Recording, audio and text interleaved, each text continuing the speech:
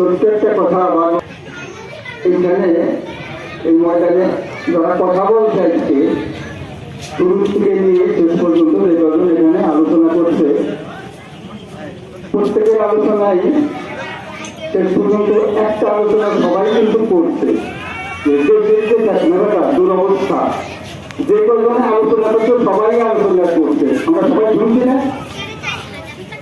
এই মেলাটা মারামারি এই আর কতদিন করতে থাকে আমাদের বলে এর কোনো সমাধান কি আমরা করতে পারবো না? কি বলেন? করা দরকার কিনা, করতে হবে কিনা? শুধু বক্তৃতা দিয়ে শেষ করবো না, আর কোন পথে এই সমস্যার সমাধান হতে পারে সেই দিকে বলতে হবে। কি বলেন আপনারা?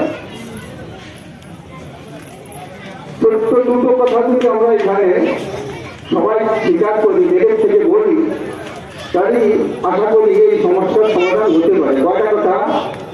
দুটো কথা। এই মধ্যে আমরা আরেকটা খুব হৃদয় দিনের ঘটনা আমাদের এই মার্কাজের অংশ বলছে এই পত্রিকার হাওলা দিয়ে নরানি নীতি 200 পরিবার ছাড়া পত্রিকা দিয়েছে। আসলে তোমার বাস্তব কথা দেখো, দুটো কথা দুটো কাজ যদি আমরা করি, অর্ডারবন্দি হই এবং সেই অর্ডারবন্দি যখন মজবুত থাকি তাহলে এই ব্যবসার দুরবস্থা আমাদের থেকে দূর হতে পারে। এক নম্বরে কাজটা সকলের করা লাগবে, যেটি কি এই ময়দানের থেকে আমরা সকলে অবগত হব যে আমরা এই ধরনের দুর্ঘটনা, অন্যায়, অত্যাচার, অবিচার আর সকলে করবো না, মুখে মুখে না, জেলের থেকে যদি বলি সকলে। একটা দ্বিতীয়টা কি, এলাকার গণ্যমান্য ব্যক্তি অবশ্যই আছে, সমাজের গণ্যমান্য ব্যক্তি আছে, ওলামায়ে কেরাম আছে। মাঝখানে সত্যি কথা বলছি, এই আমাদের দেশের স্বাস্থ্যসেবা কোন ধরনের জন্য ওলামায়ে কেরাম কিন্তু ভূমিকা কম নেই।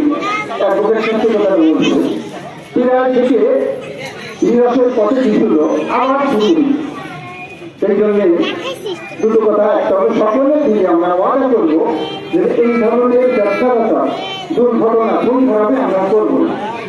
একটু জেলের সেখানে বলতে পারবো না, সবাই আপনার না শুধু করলে হবে, এরপরে মজবুত থাকা লাগবে। দ্বিতীয়টি, সমাজের ভিতরে গণ্যমান্য ব্যক্তিরা অবশ্যই আছে, সামাজিক গণ্যমান্য চেয়ারম্যান মেম্বার বা বুদ্ধিজীবী যারা আছি, ওলামায়ে কেরামরা আছি, এদের এই জিনিসটা ভূমিকা নেওয়া লাগবে। এই ধরনের কোনো কাজ আমরা সামনে হতে দেবো না। এরা পরামর্শ করে যাতে এই কাজটা না হয়, এই দিকে আমাদের সতর্ক থাকা দরকার। এই দিকে কাজ যদি আমরা করতে পারি ইনশাআল্লাহ প্রথমটাই যথেষ্ট। কি যে আমরা এই ধরনের অন্যায়, অত্যাচার, অবিচার, খুন খারাপি আর করবো না, তাই দ্বিতীয়টা মাঝে না।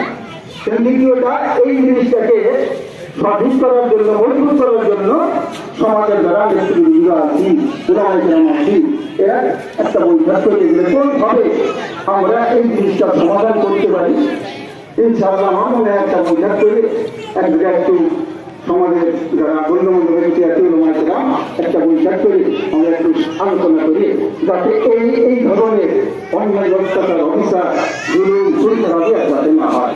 যদি কাজ করতে পারি আশা করি ইনশাআল্লাহ আল্লাহ থেকে দোয়া করি যে আমরা যাতে মানি, আল্লাহকে আমাদের অপরাধী করি, আল্লাহ আমাদের তৌফিক আমরা কাটা শুরু করি। الله أكبر، الله لا إله إلا الله، الله أكبر، الله أكبر، ولله الحمد।